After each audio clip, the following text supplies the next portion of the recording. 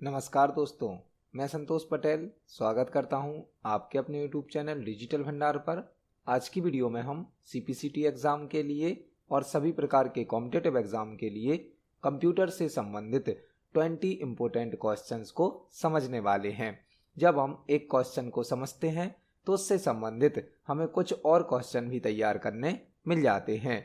इसलिए आप सभी क्वेश्चंस को नोट जरूर करें, क्योंकि एक क्वेश्चन से रिलेटेड कई प्रकार के और भी क्वेश्चन बन सकते हैं।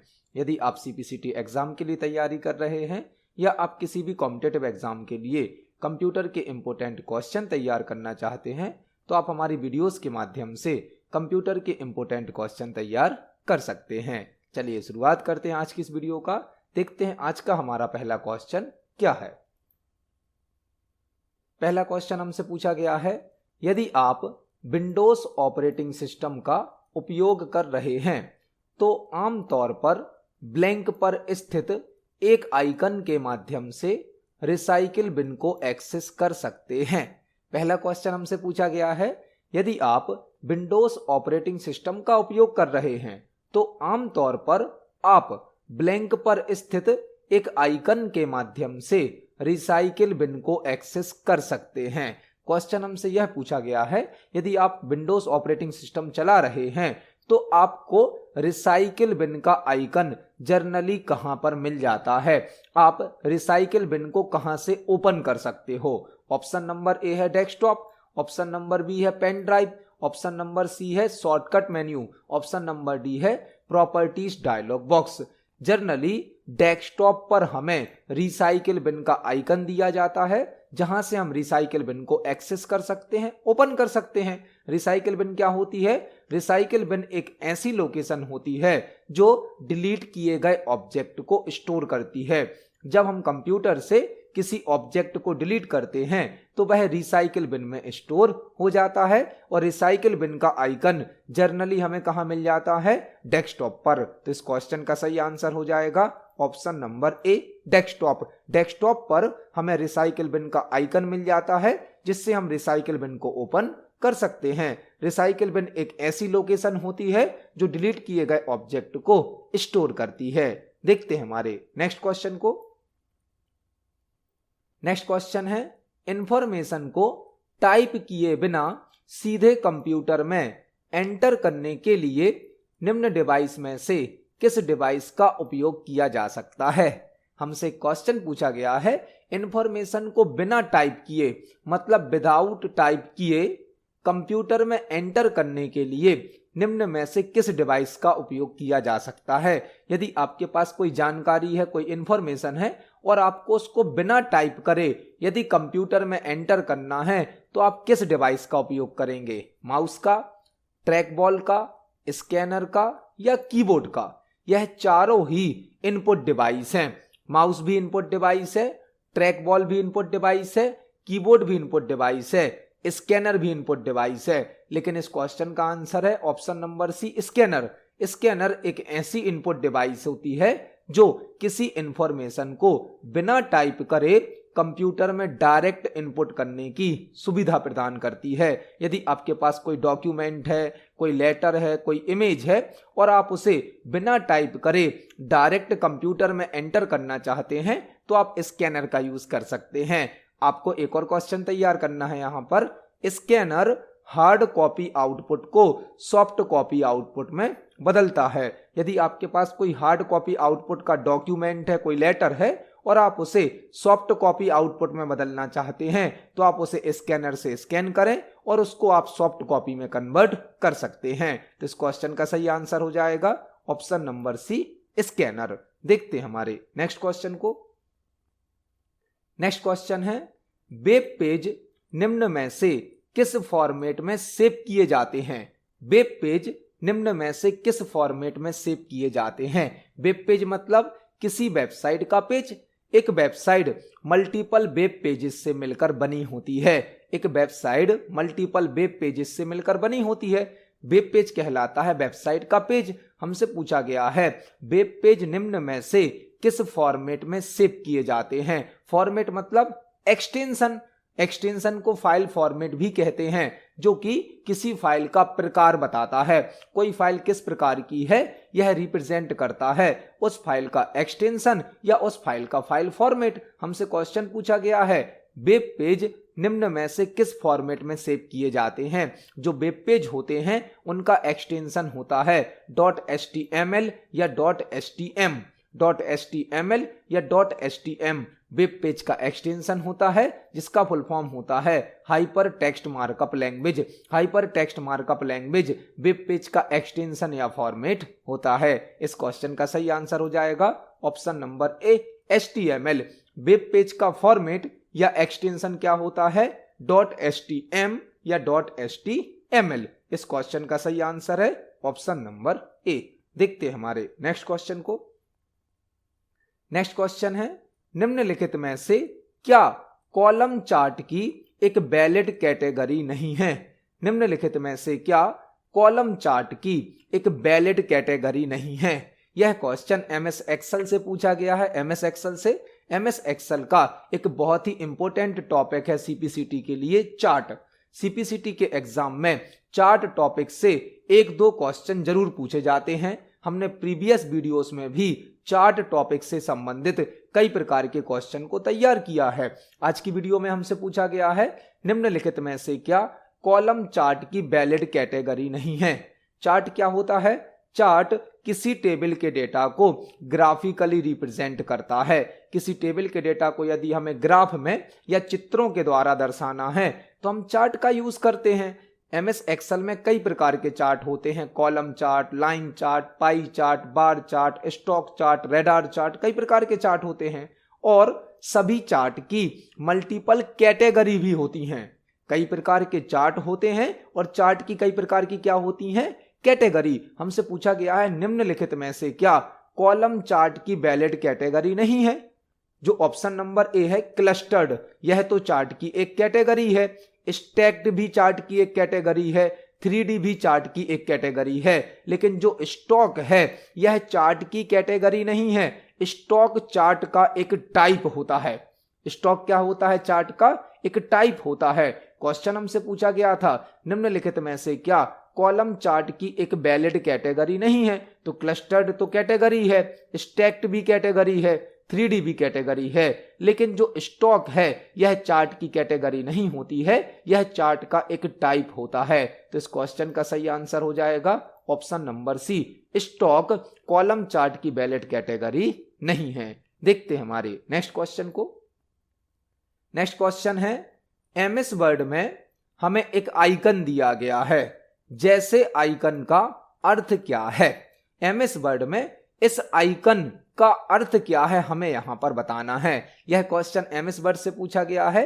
MS वर्ड में आप जो भी ऑप्शन यूज करते हो, जो भी कमांड यूज करते हो, सभी कमांड का अपना एक आइकन होता है। उनमें से हमें एक आइकन दिया गया है और हमसे पूछा गया है यह आइकन किस ऑप्शन से संबंधित है। ऑप्शन नंबर ए है change case, option number B है clear all formatting, option number C है text colour, option number D है हाईलाइट कलर। MS वर्ड में यह जो आइकन है यह किस ऑप्शन से संबंधित है। आप इस आइकन को ध्यान से देखें तो इसमें एक कैपिटल A लिखा है, एक स्मॉल a लिखा है। एक कैपिटल A है, एक स्मॉल a है। और जब कैपिटल और स्मॉल हमें दिख रहा है तो ऑप्शन क्या हो जाएगा? Change case. चेंज केस क्या करता है? चेंज केस डॉक्यूमेंट में अलग अलग तरीके से, मतलब स्मॉल लेटर में, कैपिटल लेटर में टेक्स्ट को टाइप करने के लिए यूज किया जाता है। चेंज केस ऑप्शन का यह आइकन है। चेंज केस हमें टेक्स्ट को स्मॉल लेटर में, कैपिटल लेटर में टाइप करने की सुविधा प्रदान करता है। यह आइकन चेंज केस का है। MS वर्ड में टोटल 5 प्रकार के केस यूज किए जाते हैं। 5 प्रकार के। चेंज केस की शॉर्टकट की क्या होती है? Shift plus F3। Shift plus F3 change case की शॉर्टकट की होती है और शॉर्टकट की से केवल 3 प्रकार के केस यूज किए जाते हैं। इस क्वेश्चन का आंसर हो जाएगा ऑप्शन नंबर ए, चेंज केस। इसको हम MS वर्ड पर प्रैक्टिकली देख सकते हैं। चलते हैं MS वर्ड पर। यह हमारा MS वर्ड सॉफ्टवेयर है। यहां पर होम टैब में फॉन्ट ग्रुप में एक ऑप्शन होता है चेंज केस। आप देख सकते हैं यही आइकन हमें दिया गया था। एक कैपिटल A था, एक स्मॉल a था। चेंज केस का आइकन था। यहां पर टोटल 5 प्रकार के केस होते हैं। चेंज केस की शॉर्टकट की होती है शिफ्ट प्लस F3 और शॉर्टकट की से केवल 3 प्रकार के केस यूज किए जा सकते हैं। तो इस क्वेश्चन का सही आंसर हो जाएगा ऑप्शन नंबर ए, चेंज केस। देखते हैं हमारे नेक्स्ट क्वेश्चन को। नेक्स्ट क्वेश्चन है, MS वर्ड 2016 डॉक्यूमेंट में पेज पर कौन सी मार्जिन स्टाइल टॉप और बॉटम में 1 इंच खाली जगह और शेष में 2 इंच की खाली जगह देती है? यह क्वेश्चन भी MS वर्ड से पूछा गया है और MS वर्ड में मार्जिन टॉपिक से यह क्वेश्चन है। मार्जिन क्या होता है? जब आप MS वर्ड में कोई डॉक्यूमेंट बनाते हैं, कोई फाइल बनाते हैं, तो आपने देखा होगा कंप्लीट पेज पर टेक्स्ट टाइप नहीं होता है। कंप्लीट पेज पर हम टेक्स्ट को टाइप नहीं कर सकते हैं। पेज में ऑल साइड पर, चारों साइड पर कुछ ब्लैंक एरिया छोड़ दिया जाता है। यह ब्लैंक एरिया ही कहलाता है मार्जिन। मार्जिन मतलब पेज में ऑल साइड पर छोड़ा गया ब्लैंक एरिया। यहां पर यह कहलाता है टॉप मार्जिन, यह कहलाता है बॉटम मार्जिन, यह होता है लेफ्ट मार्जिन, यह होता है राइट मार्जिन। पेज पर 4 प्रकार के बेसिक मार्जिन तो होते हैं। हमसे क्वेश्चन पूछा गया है ऐसा कौन सा मार्जिन का स्टाइल है जो टॉप और बॉटम में, मतलब पेज में ऊपर और नीचे 1 इंच का मार्जिन देता है और शेष में, शेष मतलब अब कौन कौन से बचे, लेफ्ट और राइट, शेष में 2 इंच की खाली जगह देता है। मतलब ऐसी कौन सी मार्जिन की स्टाइल यहां पर दी गई है जिसमें टॉप और बॉटम मार्जिन हो जाता है 1 इंच और लेफ्ट और राइट मार्जिन हो जाता है 2 इंच। वह स्टाइल कहलाती है wide margin style. Wide, MS word में मार्जिन की कई प्रकार की स्टाइल होती हैं, उसमें से एक स्टाइल होती है वाइड स्टाइल, जिसमें टॉप मार्जिन और बॉटम मार्जिन हो जाता है 1 इंच और लेफ्ट और राइट मार्जिन हो जाता है 2 इंच। तो इस क्वेश्चन का सही आंसर हो जाएगा option number C, wide. MS word document में पेज पर यदि हम वाइड मार्जिन स्टाइल को यूज करेंगे तो टॉप और बॉटम मार्जिन हो जाता है 1 इंच और लेफ्ट और राइट मार्जिन हो जाता है 2 इंच। इसको हम MS वर्ड पर प्रैक्टिकली देख सकते हैं। चलते हैं MS वर्ड पर। MS वर्ड में आप देख सकते हैं पेज पर चारों साइड पर कुछ ब्लैंक एरिया छोड़ा गया है, यह कहलाता है मार्जिन। मार्जिन को यदि आप चेंज करना चाहते हैं तो आप लेआउट टैब को सिलेक्ट करें। यहां पर मार्जिन नाम का एक ऑप्शन होता है जिसके अंदर मार्जिन की कई स्टाइल होती हैं। यहां पर मार्जिन की कई स्टाइल हैं और बाय डिफॉल्ट मतलब ऑटोमेटिक कौन सी स्टाइल अप्लाई होती है, नॉर्मल। नॉर्मल मार्जिन में सभी प्रकार के मार्जिन 1 इंच होते हैं। Top margin, bottom margin, left margin, right margin, चारों मार्जिन 1 इंच होते हैं। और यदि हम वाइड स्टाइल सेलेक्ट करें तो इसमें टॉप और बॉटम मार्जिन कितने इंच का है, 1 इंच का, जबकि लेफ्ट और राइट मार्जिन कितने इंच का है, 2 इंच का। यह हमारे क्वेश्चन का आंसर है। यहां पर एक और क्वेश्चन आपको तैयार करना है। MS वर्ड में डिफॉल्ट मार्जिन स्टाइल क्या होती है? वह होती है नॉर्मल, जिसमें सभी मार्जिन बाय डिफॉल्ट 1 इंच होते हैं। तो इस क्वेश्चन का सही आंसर हो जाएगा ऑप्शन नंबर सी। देखते हैं हमारे नेक्स्ट क्वेश्चन को। नेक्स्ट क्वेश्चन है, MS वर्ड में इंडेंट को हटाने के लिए अपने कर्सर को पहली लाइन के आरंभ में रखें और ब्लैंक दबाएं। MS वर्ड में इंडेंट को हटाने के लिए अपने कर्सर को पहली लाइन के आरंभ में रखें और ब्लैंक दबाएं। यह क्वेश्चन भी MS वर्ड से पूछा गया है। MS वर्ड में यदि हमें इंडेंट को हटाना है, इंडेंट को रिमूव करना है, तो हम कर्सर को टेक्स्ट की पहली लाइन पर रखेंगे और कौन सी की को प्रेस करें, टैब की को, स्पेस की को, शिफ्ट की को या बैक स्पेस की को। यदि आप किसी टेक्स्ट से इंडेंट को हटाना चाहते हैं तो आपको कर्सर को उस टेक्स्ट में, उस पैराग्राफ में फर्स्ट लाइन में रखना है और बैक स्पेस की को प्रेस कर देना है, बैक स्पेस को। बैक स्पेस का काम क्या होता है, किसी चीज को डिलीट करना, किसी ऑब्जेक्ट को हटाना। तो यहां पर आपने जो इंडेंट दिया है उस इंडेंट को भी आप किससे हटा सकते हो, बैक स्पेस से। इंडेंट क्या होता है, जब आप टेक्स्ट टाइप करते हैं तो टेक्स्ट की स्टार्टिंग में और एंडिंग में कुछ ब्लैंक एरिया छोड़ दिया जाता है, यह कहलाता है इंडेंट। टेक्स्ट के पहले और टेक्स्ट के बाद में जो ब्लैंक एरिया छोड़ दिया जाता है वह क्या कहलाता है? इंडेंट। यदि आपने इंडेंट बढ़ाया है और आप इंडेंट को हटाना चाहते हैं तो आप कौन सी की से हटा सकते हैं? बैक स्पेस की से। यहां पर आपको 2 क्वेश्चन और तैयार करने हैं। इंडेंट को इंक्रीज करने की शॉर्टकट की क्या होती है? इंडेंट को इंक्रीज करने की शॉर्टकट की होती है Ctrl+M। Ctrl+M से हम इंडेंट को बढ़ा सकते हैं और Ctrl+Shift+M से हम इंडेंट को घटा सकते हैं। Ctrl+Shift+M से इंडेंट को घटाया जाता है, डिक्रीज किया जाता है, और Ctrl+M से इंडेंट को बढ़ाया जाता है। इस क्वेश्चन का आंसर है option number D, back space. इसको हम MS वर्ड पर प्रैक्टिकली देखने वाले हैं। चलते हैं MS वर्ड पर। MS वर्ड में यदि हम एक पैराग्राफ को सिलेक्ट करें और होम टैब से पैराग्राफ ग्रुप के अंदर इंडेंट को इंक्रीज कर दें, यहां पर एक ऑप्शन होता है इंक्रीज इंडेंट। हमने यहां पर इंडेंट को बढ़ा दिया है।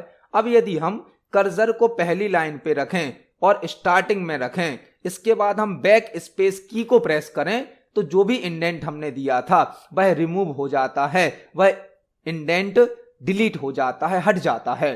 तो यदि आपने किसी टेक्स्ट में, किसी पैराग्राफ में यदि इंडेंट दिया है और इंडेंट को आप हटाना चाहते हैं तो कर्सर को फर्स्ट लाइन पर रखें और बैक स्पेस की को प्रेस कर दें। यह इंडेंट को हटाने के लिए यूज किया जाता है। हमने एक शॉर्टकट की देखी थी इंडेंट को इंक्रीज करना। Ctrl+M से आप इंडेंट को इंक्रीज कर सकते हो और Ctrl+Shift+M से आप इंडेंट को डिक्रीज भी कर सकते हो। इस क्वेश्चन का आंसर है ऑप्शन नंबर डी। देखते हैं हमारे नेक्स्ट क्वेश्चन को। नेक्स्ट क्वेश्चन है, यदि आप MS वर्ड में करंट पैराग्राफ और प्रीसीडिंग पैराग्राफ के बीच में स्पेसिंग ऐड या रिमूव करना चाहते हैं तो आप निम्न में से कौन सा विकल्प चुनेंगे? यह क्वेश्चन भी MS वर्ड से पूछा गया है। यदि आप MS वर्ड में करंट पैराग्राफ और प्रीसीडिंग पैराग्राफ मतलब करंट पैराग्राफ के पहले वाला पैराग्राफ, जो हमारा अभी पैराग्राफ हमने सेलेक्ट किया है जिस पे हमारा कर्सर है वह तो कहलाएगा करंट पैराग्राफ। उसके पहले वाला जो पैराग्राफ है उसे बोला जाता है प्रीसीडिंग पैराग्राफ। के बीच में स्पेसिंग को ऐड या रिमूव करना चाहते हैं तो आप निम्न में से कौन सा विकल्प चुनेंगे? मतलब आपसे क्वेश्चन पूछा गया है, यदि हमें करंट पैराग्राफ और उसके प्रीवियस पैराग्राफ के बीच में स्पेस सेट करना है तो हम कौन सी शॉर्टकट की का यूज करेंगे? यदि हमें 2 पैराग्राफ के बीच में स्पेस को ऐड करना है या स्पेस को रिमूव करना है तो शॉर्टकट की होती है Ctrl+0। Ctrl+0 से हम 2 पैराग्राफ के बीच में स्पेस को ऐड कर सकते हैं और स्पेस को रिमूव भी कर सकते हैं। इस क्वेश्चन का आंसर हो जाएगा ऑप्शन नंबर बी। इसको हम MS वर्ड पर प्रैक्टिकली देख सकते हैं। यदि हम सेकंड पैराग्राफ को सिलेक्ट करते हैं और कंट्रोल के साथ 0 प्रेस करते हैं तो आप देख सकते हैं करंट पैराग्राफ हो गया हमारा सेकंड पैराग्राफ और प्रीसीडिंग पैराग्राफ कौन सा कहलाएगा? इसके ऊपर वाला पैराग्राफ हमारा प्रीवियस पैराग्राफ। दोनों के बीच में स्पेस को रिमूव करने के लिए और स्पेस को ऐड करने के लिए शॉर्टकट की होती है Ctrl+0। Ctrl+0 क्या करता है? 2 पैराग्राफ के बीच में स्पेस को ऐड भी करता है और स्पेस को रिमूव भी करता है। इस क्वेश्चन का आंसर है ऑप्शन नंबर बी। देखते हैं हमारे नेक्स्ट क्वेश्चन को। नेक्स्ट क्वेश्चन है, MS पावर पॉइंट में ब्लैंक व्यू प्रदर्शित करता है कि नोट्स के साथ प्रिंट आउट होने पर आपकी प्रेजेंटेशन कैसी दिखेगी? पावर पॉइंट से क्वेश्चन पूछा गया है। MS पावर पॉइंट में ब्लैंक व्यू प्रदर्शित करता है कि नोट्स के साथ प्रिंट आउट होने पर आपकी प्रेजेंटेशन कैसी दिखेगी? पावर पॉइंट का क्वेश्चन है। पावर पॉइंट में हम प्रेजेंटेशन बनाते हैं। किसी भी टॉपिक को यदि हमें अट्रैक्टिव तरीके से रिप्रेजेंट करना है तो हम एक प्रेजेंटेशन बनाते हैं। एक प्रेजेंटेशन के अंदर मल्टीपल स्लाइड होती हैं। स्लाइड मतलब प्रेजेंटेशन का पेज। पावर पॉइंट हमें यह सुविधा देता है कि हम हर स्लाइड के लिए नोट्स भी ऐड कर सकते हैं। नोट, हर स्लाइड के लिए हम क्या ऐड कर सकते हैं? नोट्स ऐड कर सकते हैं। और यदि हमें एक पेज पर स्लाइड और नोट्स एक साथ शो करने हैं, एक साथ प्रिंट करने हैं तो उसके लिए यूज किया जाता है नोट्स पेज व्यू का। नोट्स पेज व्यू क्या करता है? एक पेज पर हमारी स्लाइड और उस स्लाइड के नोट्स को शो करता है। मतलब इस क्वेश्चन का आंसर क्या हो जाएगा? Option number D, notes page. MS power point में नोट्स पेज व्यू यह प्रदर्शित करता है कि नोट्स के साथ प्रिंट होने पर आपकी प्रेजेंटेशन कैसी दिखेगी। इस क्वेश्चन का आंसर हो जाएगा ऑप्शन नंबर डी। इसको हम पावर पॉइंट पर प्रैक्टिकली देख सकते हैं। चलते हैं पावर पॉइंट पर। यह हमारा पावर पॉइंट सॉफ्टवेयर है जिसमें हमने अपनी प्रेजेंटेशन को ओपन किया है। हम आपको यह सभी जो क्वेश्चन तैयार करा रहे हैं यह सभी हमने पावर पॉइंट प्रेजेंटेशन में तैयार करे हैं। यहां पर हमें बाय डिफॉल्ट एक एक स्लाइड शो की जाती है। हम प्रत्येक स्लाइड के लिए नोट्स भी ऐड कर सकते हैं। नोट, यदि हमें स्लाइड को और नोट्स को एक साथ देखना है तो हम व्यू टैब को सिलेक्ट करेंगे। यहां पर एक व्यू होता है notes page view, notes page view, जो कि हमें स्लाइड और उसके नोट्स, जो भी नोट्स हम ऐड करेंगे, एक साथ शो करता है और यह बताता है कि जब आपकी प्रेजेंटेशन मतलब आपकी स्लाइड नोट्स के साथ प्रिंट होगी तो आपको कैसा प्रिंट आउट प्राप्त होगा। यह कहलाता है नोट्स पेज व्यू। तो इस क्वेश्चन का सही आंसर हो जाएगा ऑप्शन नंबर डी। देखते हैं हमारे नेक्स्ट क्वेश्चन को। नेक्स्ट क्वेश्चन है, कंपाइलर द्वारा निर्देशित एरर ब्लैंक कहलाती हैं। कंपाइलर द्वारा निर्देशित एरर ब्लैंक कहलाती हैं। मतलब कंपाइलर के द्वारा जो एरर हमें शो की जाती हैं वह कौन सी एरर कहलाती हैं। यह क्वेश्चन कोडिंग से, प्रोग्रामिंग से संबंधित है। जब हम कोई प्रोग्राम बनाते हैं, कोडिंग करते हैं, तो हम प्रोग्राम बनाते हैं हाई लेवल लैंग्वेज में और कंप्यूटर सिस्टम समझता है लो लेवल लैंग्वेज। हमने प्रोग्राम बनाया हाई लेवल लैंग्वेज में, लेकिन कंप्यूटर सिस्टम किस में समझेगा उसे? लो लेवल लैंग्वेज में। तो हाई लेवल लैंग्वेज के प्रोग्राम को लो लेवल लैंग्वेज में कन्वर्ट करने के लिए कंपाइलर का यूज किया जाता है। कंपाइलर एक लैंग्वेज ट्रांसलेटर है, एक लैंग्वेज प्रोसेसर है जो हाई लेवल लैंग्वेज में बनाए गए प्रोग्राम को एक साथ एक ही बार में लो लेवल लैंग्वेज में बदल देता है। जब हम कोई प्रोग्राम बनाते हैं, कोडिंग करते हैं, तो प्रोग्राम में कुछ मिस्टेक भी हो जाती हैं, कुछ गलतियां हो जाती हैं, उन्हें कहा जाता है एरर। और कंपाइलर जो एरर चेक करके हमारे सामने शो करता है उन्हें कहा जाता है सिंटैक्स एरर। सिंटैक्स एरर कौन सी एरर होती हैं? जो कंपाइलर के द्वारा डिटेक्ट की जाती हैं और शो की जाती हैं। सिंटैक्स एरर आती कब है? जब हम प्रोग्रामिंग लैंग्वेज के रूल्स को फॉलो नहीं करते हैं और कोई प्रोग्राम बनाते हैं तो वहां पर कौन सी एरर आ जाती है? Syntax error. मतलब प्रोग्रामिंग के रूल्स को फॉलो नहीं करने पर जो एरर आती है वो कौन सी एरर कहलाती है? सिंटैक्स एरर, जो कि कंपाइलर के द्वारा डिटेक्ट की जाती है और यूजर के सामने शो की जाती है। तो इस क्वेश्चन का सही आंसर हो जाएगा ऑप्शन नंबर ए। देखते हैं हमारे नेक्स्ट क्वेश्चन को। नेक्स्ट क्वेश्चन है, एमएस वर्ड 2016 में मेलिंग टैब में निम्नलिखित में से कौन सा कमांड ग्रुप सबसे बाएं ओर रखा गया है? एमएस वर्ड 2016 में मेलिंग टैब में निम्नलिखित में से कौन सा कमांड ग्रुप सबसे बाएं ओर रखा गया है? यह क्वेश्चन भी एमएस वर्ड से पूछा गया है और एमएस वर्ड के मेलिंग टैब से।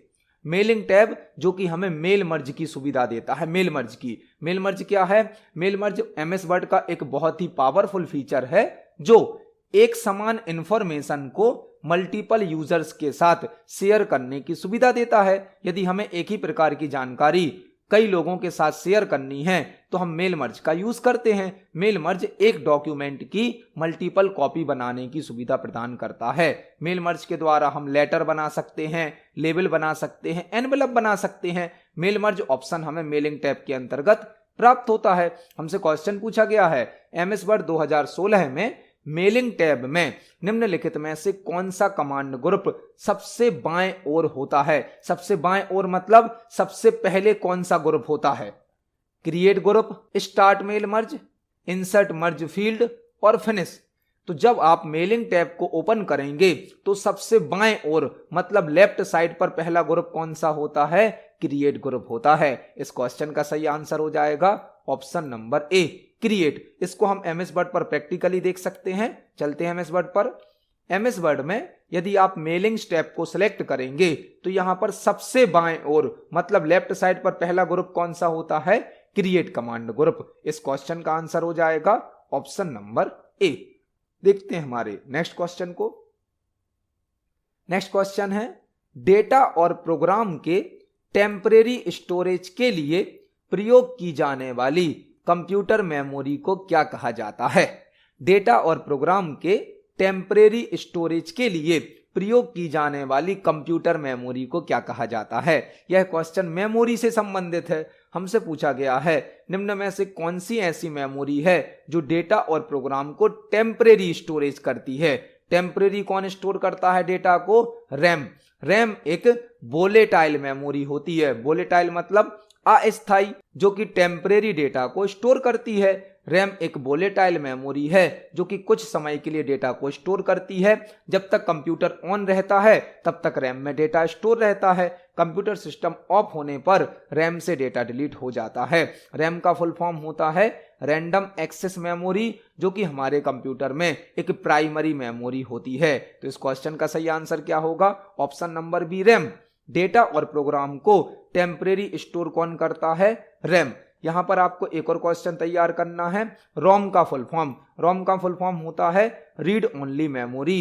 रीड ओनली मेमोरी जो कि एक नॉन वोलेटाइल मेमोरी है। नॉन वोलेटाइल मतलब स्थायी मेमोरी है, परमानेंटली डेटा को स्टोर करती है। एक और क्वेश्चन आपको तैयार करना है ईपीरोम का फुल फॉर्म। ईपीरोम का फुल फॉर्म होता है erasable programmable read only memory. Erasable programmable read only memory. तो इस क्वेश्चन का सही आंसर हो जाएगा option number B, RAM.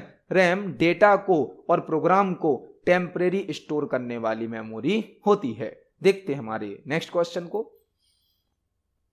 Next question है ब्लैंक लोकल एरिया नेटवर्क के माध्यम से जुड़े कंप्यूटर्स के बीच में और साथ ही इंटरनेट प्रोटोकॉल के माध्यम से बड़े पैमाने के नेटवर्क पर संचार की अनुमति देता है।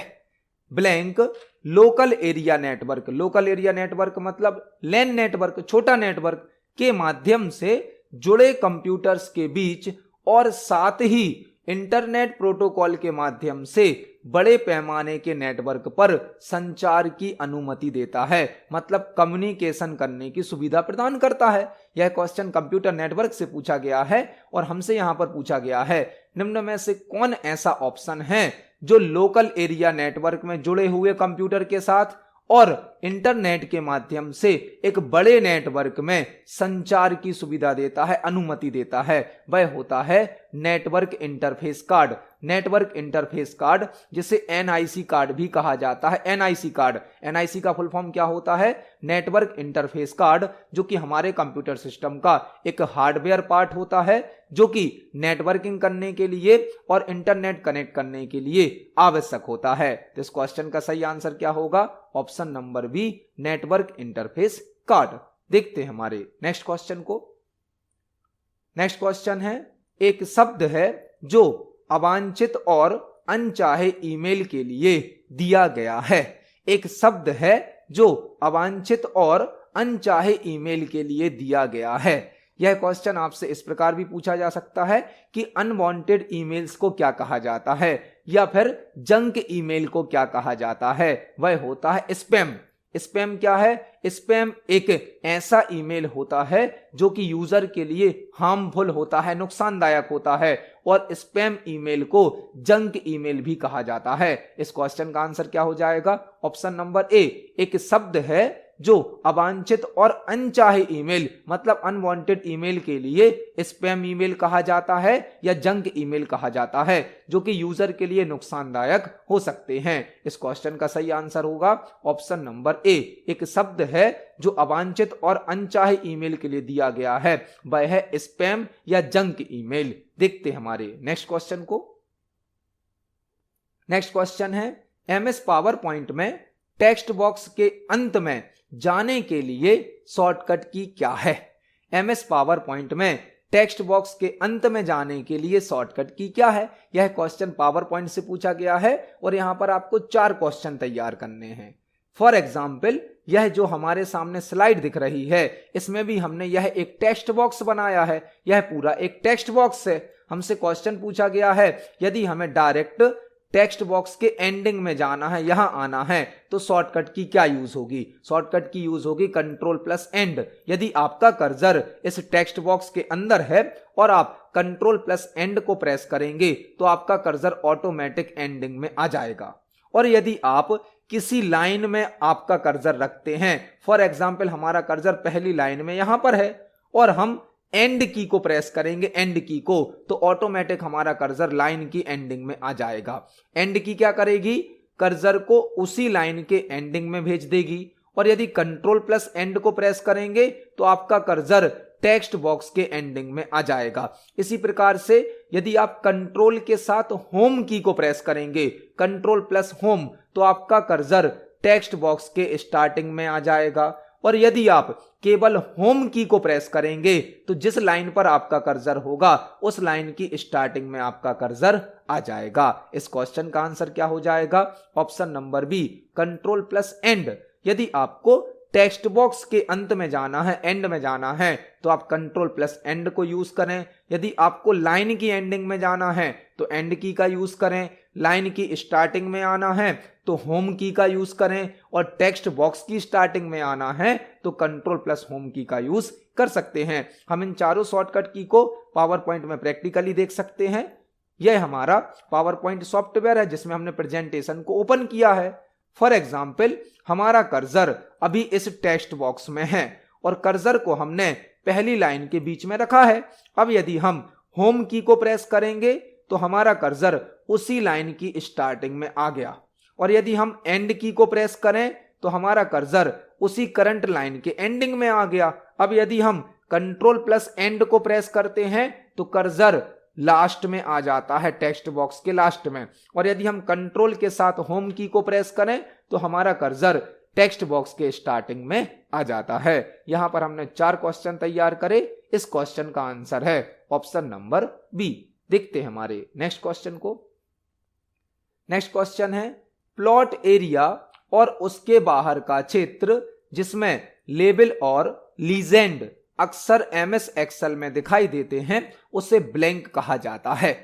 प्लॉट एरिया और उसके बाहर का क्षेत्र जिसमें लेबल और लीजेंड अक्सर एमएस एक्सेल में दिखाई देते हैं उसे ब्लैंक कहा जाता है। यह क्वेश्चन भी एमएस एक्सेल से पूछा गया है और एमएस एक्सेल के चार्ट टॉपिक से संबंधित है। हमने आज की वीडियो में ही चार्ट टॉपिक का एक और क्वेश्चन समझा था।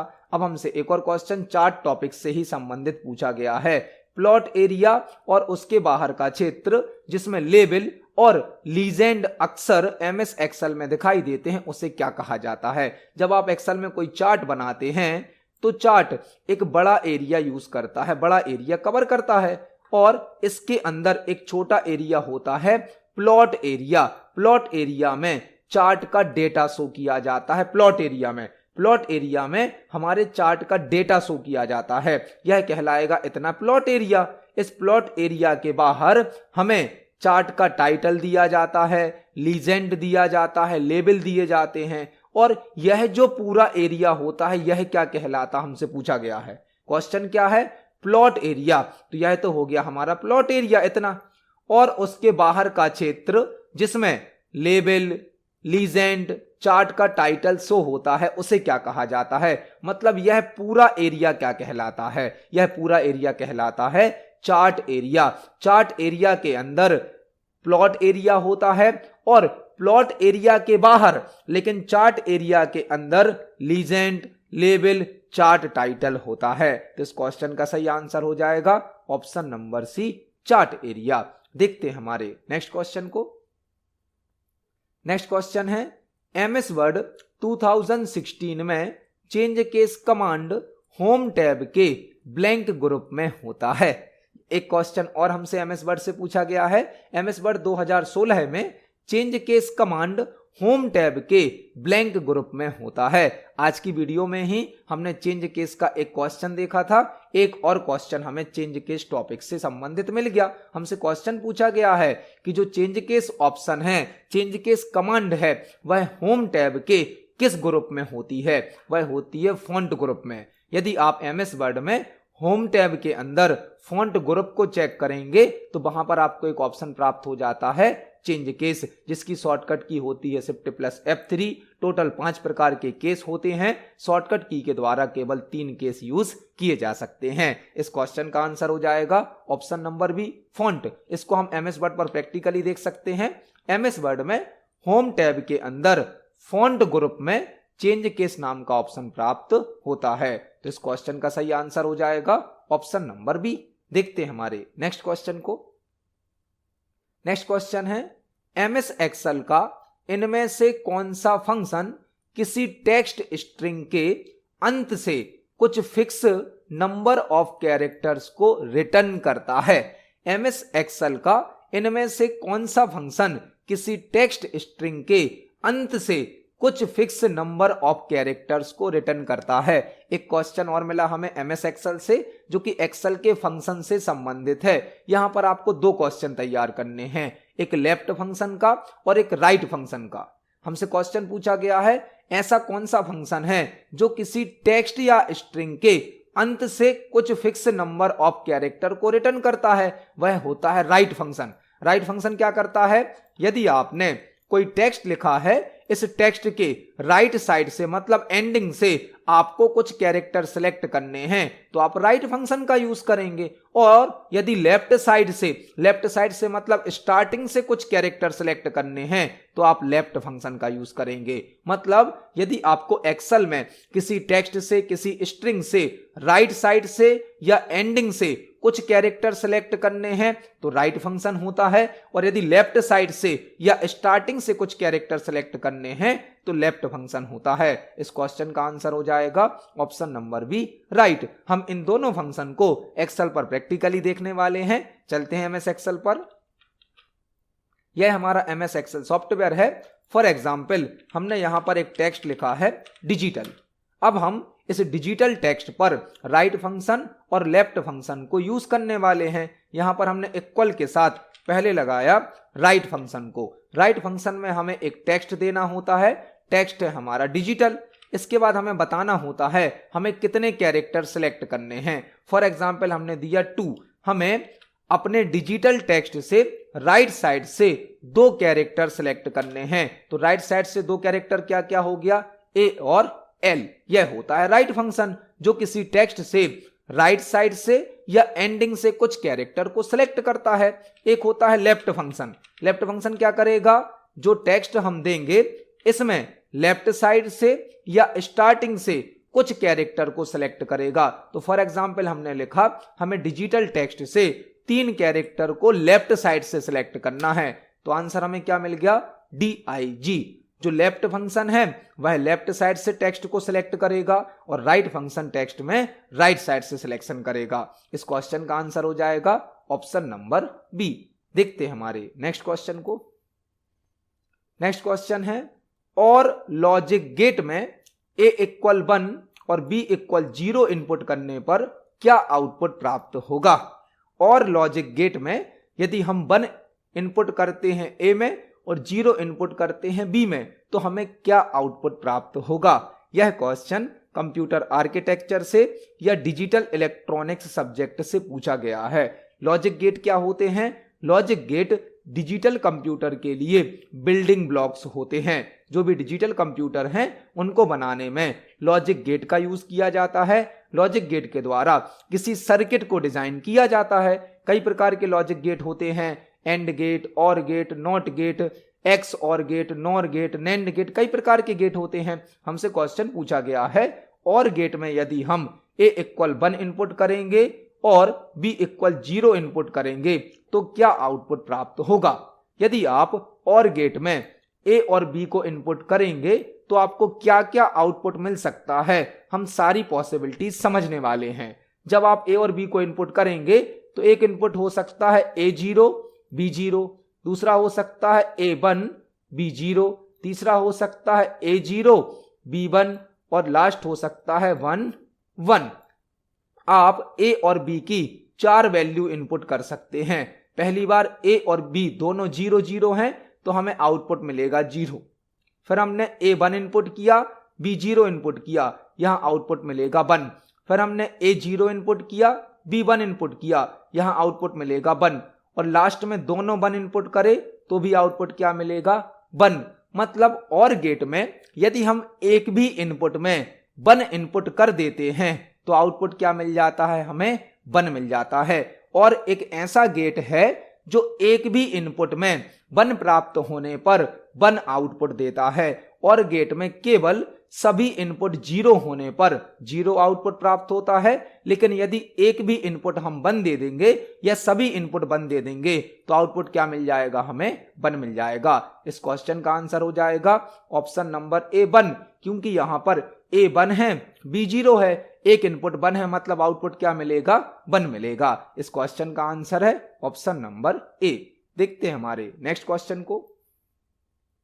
नेक्स्ट क्वेश्चन है एमएस वर्ड का फर्स्ट वर्जन किस ईयर में रिलीज किया गया था? एमएस वर्ड का फर्स्ट वर्जन किस ईयर में रिलीज किया गया था? एमएस वर्ड का क्वेश्चन है।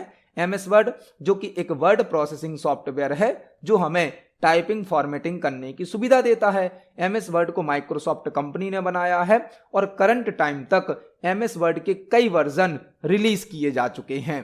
हमसे क्वेश्चन पूछा गया है एमएस वर्ड का फर्स्ट वर्जन कब रिलीज किया गया था? एमएस वर्ड का फर्स्ट वर्जन सन 1983 में रिलीज किया गया था। 1983 में एमएस वर्ड का पहला वर्जन रिलीज किया गया था। इस क्वेश्चन का सही आंसर है option number D. MS word का फर्स्ट वर्जन 1983 में रिलीज किया गया था। तो आज की वीडियो में हमने सीपीसीटी एग्जाम के लिए और सभी प्रकार के कॉम्पिटिटिव एग्जाम के लिए कंप्यूटर से संबंधित 20 इंपोर्टेंट क्वेश्चंस को समझा। आप इन सभी क्वेश्चन को पढ़ें, समझें। यदि आपका कोई क्वेश्चन है, कोई डाउट है तो कमेंट सेक्शन में जरूर पूछें। वीडियो पसंद आती है तो वीडियो को लाइक करें, ज़्यादा से ज़्यादा शेयर करें। मिलते हैं अगली वीडियो में। धन्यवाद।